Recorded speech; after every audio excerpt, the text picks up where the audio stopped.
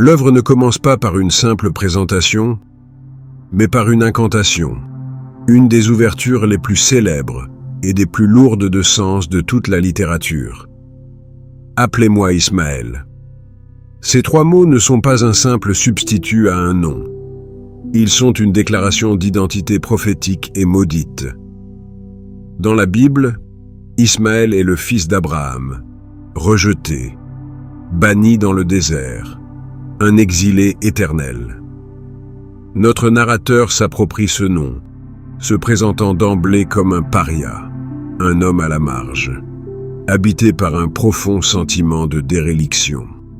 Nous le trouvons à Manhattan, rongé par un humour noir, une mélancolie si profonde qu'elle le pousse périodiquement à fuir la terre ferme. Il décrit cette pulsion avec une lucidité terrifiante. C'est une alternative à la pulsion de mort, un remède héroïque au suicide.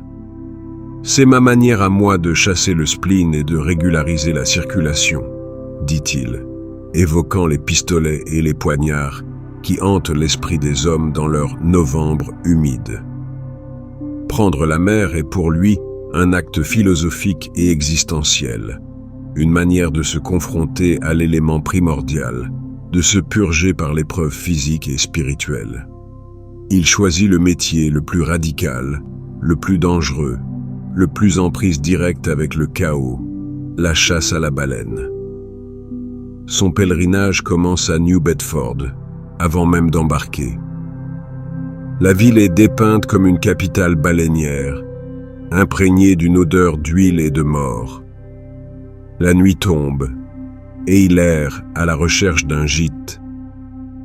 C'est ici qu'a lieu la première scène fondatrice de son aventure, l'arrivée à l'auberge de l'écurie de baleines. Le lieu est sinistre, surpeuplé, et le propriétaire, Peter Coffin, un nom prédestiné, lui annonce avec une jovialité macabre qu'il devra partager son lit avec un harponneur sauvage qui est actuellement parti vendre une tête momifiée sur le marché. La tension monte. Ismaël, l'homme civilisé, attend avec anxiété ce compagnon de lit inconnu. Lorsque Queequeg fait enfin son entrée, c'est un choc. Il est couvert de tatouages mystérieux qui forment un puzzle énigmatique et complet de la théorie du ciel et de la terre. Il porte un petit dieu noir, Yojo, et pratique des rites païens avant de se coucher. La première réaction d'Ismaël est la peur, presque l'horreur. Mais la nuit passée, puis les jours suivants, voient naître l'un des plus beaux et des plus inattendus portraits d'amitié de la littérature. Ismaël découvre que sous les apparences du sauvage, Queequeg possède une dignité naturelle, un courage tranquille et un cœur noble. Il est bien plus civilisé dans son essence que la plupart des hommes blancs qu'Ismaël a pu croiser. Leur pacte est scellé. Ils iront ensemble à Nantucket et s'engageront sur le même navire. Cette amitié est la première bouée de sauvetage d'Ismaël, le premier rempart contre la folie à venir. À Nantucket, le vrai port baleinier, le choix du navire se fait presque par destin. Ils sont attirés par le Pequod, un vénérable baleinier au nom lourd de symbole, celui d'une tribu amérindienne exterminée. Un présage de destruction. La description du navire est inquiétante. Il a un pont étrangement vieilli, comme celui d'un vaisseau amiral japonais, et il semble imprégné d'une atmosphère à la fois noble et funèbre. Ils sont reçus par les propriétaires, les capitaines Bildad et Peleg, deux Quakers austères et avares, pour qui la chasse à la baleine est un commerce béni par Dieu. Leur description du capitaine Achab est évasive, pleine de sous-entendus. Ils le dépeignent comme un grand, un dieu impie, mais un bon, un homme qui a été dans les collèges aussi bien que dans les Casbahs, mais qui depuis sa blessure est devenu morose, un peu morose. Le mystère s'épaissit. Ils embarquent sans avoir vu leur commandant. Le départ du Pequod est solennel et froid, un jour de Noël. La symbolique est forte. Le navire quitte le monde chrétien et ordonné pour s'aventurer dans le désert liquide et païen de l'océan. Pendant plusieurs jours, Achab reste invisible, cloîtré dans sa cabine. Son absence pèse sur le navire comme une chape de plomb. Puis, par un beau matin, il apparaît. La présence d'Achab est une révélation catastrophique. Il se tient droit sur le pont, sculpté dans l'airain massif et solide. Son corps tout entier est marqué. Une fine cicatrice blanche, d'un blanc livide, semble le traverser de la tête aux pieds, comme si elle avait été faite à la foudre. Mais c'est sa jambe qui fascine et horrifie. Elle a été emportée jusqu'au-dessus du genou, et il se tient debout sur une prothèse taillée dans l'os poli et blanchâtre de la mâchoire d'un cachalot. Son regard est fixe, brûlant d'un feu intérieur, tourné vers l'horizon, avec une intensité presque surnaturelle. Il ne parle à personne, ne semble même pas voir son équipage. Il est déjà ailleurs, dans un duel métaphysique avec son destin. La révélation de la quête a lieu lors d'une scène d'une puissance dramatique rare. Achab rassemble tout l'équipage. Il cloue un doublon d'or espagnol au mât principal. Cette pièce, magnifique, représente les pics des Andes, le ciel, un coq en train de chanter. Pour Achab, elle est le prix promis à celui qui lèvera le premier Moby Dick. Il avoue alors son but. Ce n'est pas une chasse commerciale, c'est une guerre sainte. Il décrit la baleine blanche avec une rhétorique enflammée. Elle est malice personnifiée, une force intelligente et maléfique qui l'a mutilée, qui l'a défiée. Il fait circuler un grog brûlant et force ses harponneurs, le païen Queequeg, le sauvage Tashtego, le noir Daggoo, à retourner leurs harpons et à jurer sur le fer de le venger. L'équipage envoûté, ivre de la parole hypnotique de son capitaine, jure dans une cérémonie quasi diabolique. Seul Starbuck, le premier lieutenant, tente de résister. « C'est pour te venger d'une bête brute que tu cours là-dessus ? Folie !» s'écrie-t-il. Mais Achab le foudroie du regard. Tous les objets visibles, hommes, ne sont que des masques de carton. Si l'homme doit frapper, frappe à travers le masque. Pour Achab, Moby Dick n'est pas un animal. C'est le masque derrière lequel se cache une force maléfique et impersonnelle de l'univers, le mal lui-même. Sa quête est une révolte métaphysique contre la condition humaine, contre un Dieu qui permet la souffrance. Le voyage du Pequod devient alors une longue et méthodique traversée des océans du globe, une chasse à la fois géographique et spirituelle. Le génie de Melville est d'entrelacer cette progression dramatique avec des digressions encyclopédiques qui font du livre une somme totale du savoir et de l'expérience baleinière. Ces chapitres ne sont pas de simples pauses, ils sont le cœur battant de l'épopée. Ils donnent à la baleine sa dimension écrasante, réelle et symbolique. Chapitre sur l'anatomie du cachalot. Melville décrit avec une précision de naturaliste la tête, le spermacète, la queue, les fanons. Il consacre un chapitre entier, la baleine en tant qu'emblème, à la place du Léviathan dans l'art et la religion, de la Bible, le livre de Job, à la Renaissance. Chapitre sur la chasse et le dépeçage. Le lecteur est plongé dans l'horreur et la beauté brutale du processus.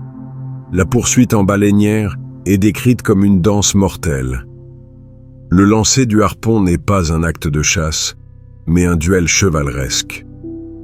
Le Nantucket Slate Ride, lorsque la baleine harponnée emporte l'embarcation à une vitesse folle, est une expérience à la fois terrifiante et extatique.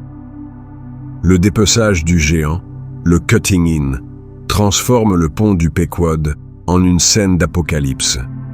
Les hommes, jusqu'à la taille dans la graisse et le sang, taillent la carcasse monstrueuse sous un ciel de mouettes voraces. Le try-out, la fonte de la graisse dans les immenses chaudrons sur le pont, donne au navire l'apparence d'un vaisseau infernal. Chapitre philosophique, la doublure médite sur la subjectivité de la perception. Le Candide explore la nature du mal et de l'innocence perdue.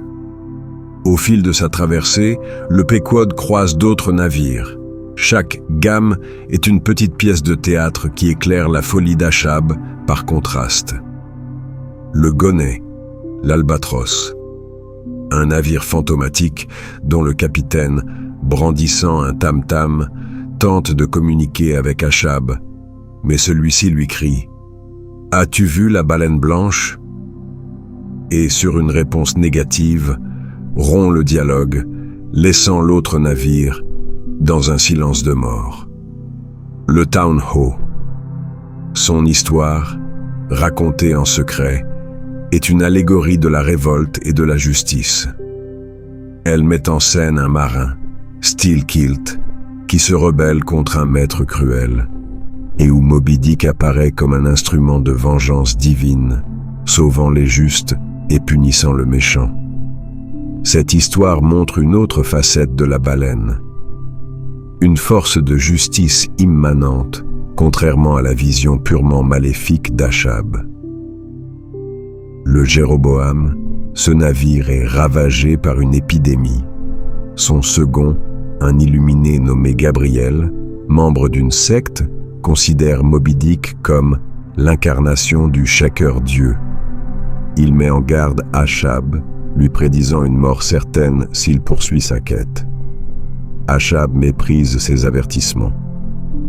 Le Samuel Enderby, un navire jovial dont le capitaine, Boomer, a lui aussi perdu un bras face à Moby Dick.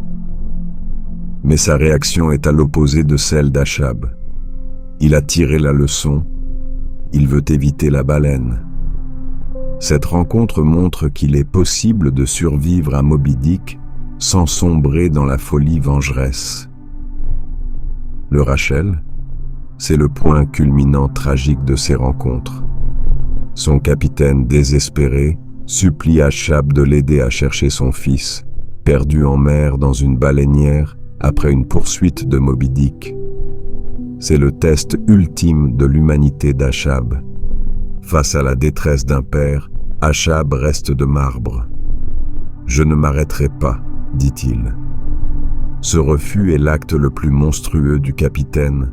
Il sacrifie délibérément la compassion et la solidarité humaine sur l'autel de son obsession. L'équipage du Pequod est un microcosme de l'humanité, une arche de Noé maudite. Starbuck, premier lieutenant, Quaker de Nantucket. Il est le symbole de la raison, du devoir, de la prudence et de la foi. Il est courageux, mais son courage est tempéré par la sagesse. Il est le seul à voir clairement la folie d'Achab et à y résister moralement. Dans un moment de tension extrême, seul avec Achab endormi, le pistolet à la main, il envisage le meurtre pour sauver l'équipage. Mais il ne peut s'y résoudre, vaincu par son respect de l'autorité et une peur quasi métaphysique. Stubb, second lieutenant, un Cape Codeur insouciant et fataliste. Il affronte le danger et l'absurdité avec un calme serein, toujours en fumant sa pipe. Il représente une forme de sagesse populaire, une acceptation joyeuse du destin. Flask, troisième lieutenant, un homme de Martha's Vineyard, petit, carré et sans imagination. Pour lui, la baleine n'est qu'un tas de lard à harponner. Il incarne une vision purement matérialiste et démythifiée du monde. Les trois harponneurs, ils forment une trinité païenne, en harmonie primitive avec l'élément qu'ils chassent. Queequeg, le roi des îles Cocovoko, loyal, courageux, d'une noblesse innée, Sa maladie et la construction de son cercueil, qu'il prend avec une sérénité totale, font de lui un symbole de l'acceptation de la mort. Tashtego, l'Indien de Gayhead, sauvage, agile, instinctif. Dagu, l'Africain géant, imposant, silencieux, d'une force terrifiante. Fedallah et son équipage secret, c'est l'élément le plus énigmatique et sinistre. Achab a embarqué en secret ce Parsi, adorateur du feu, et ses hommes, un équipage fantôme. Fedallah, avec son turban et ses vêtements sombres, semble être une projection de l'âme damnée d'Achab.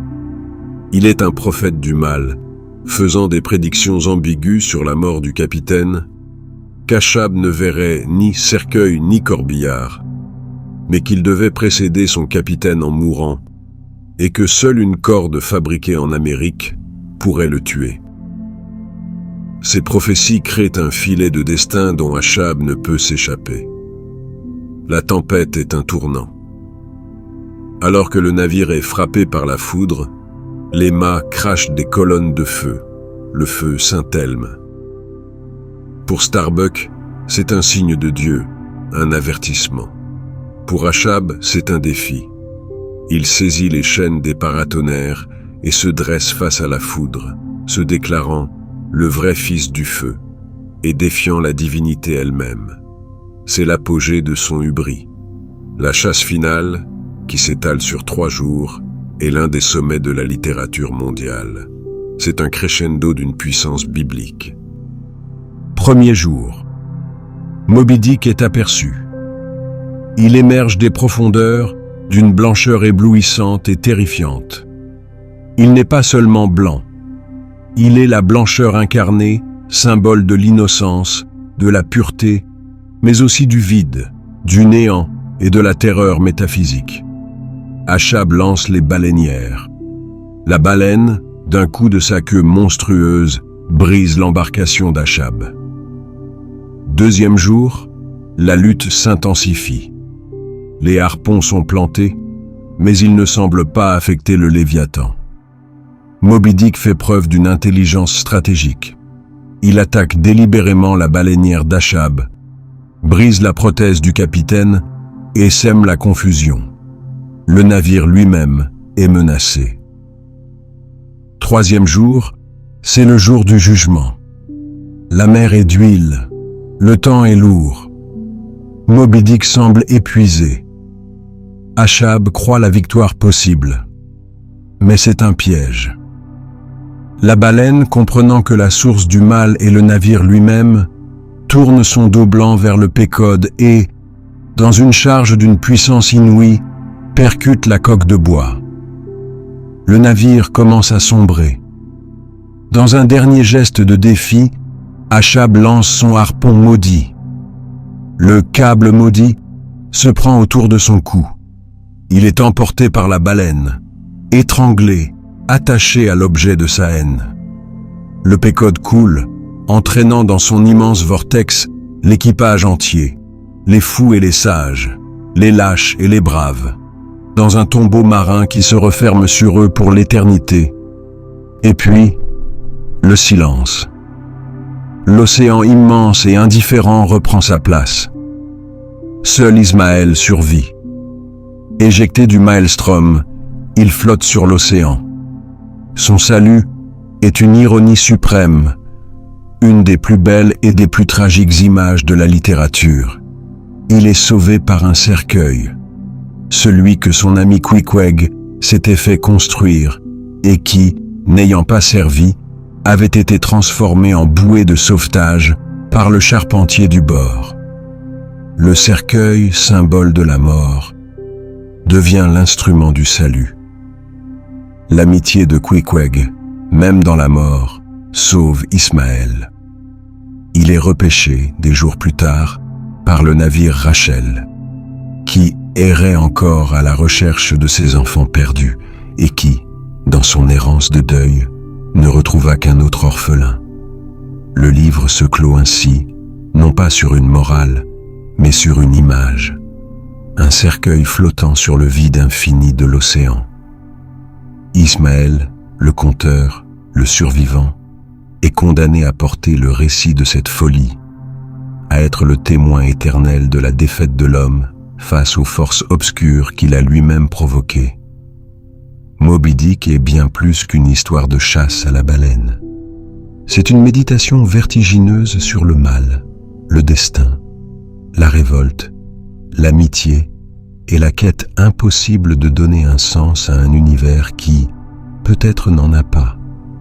C'est le grand roman de la confrontation entre la volonté humaine et l'indicible mystère du monde.